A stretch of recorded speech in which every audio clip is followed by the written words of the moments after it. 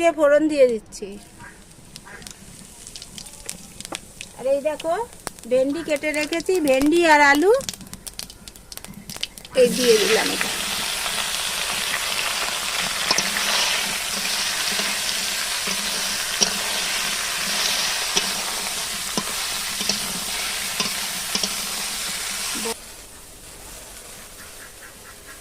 এই যে আমি লবণ দিয়ে দিচ্ছি,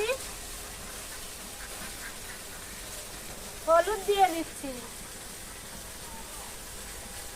এদিকে মশলাটাও বাটা হয়ে গেছে, এই দেখো মশলাটাও দিয়ে দিচ্ছি।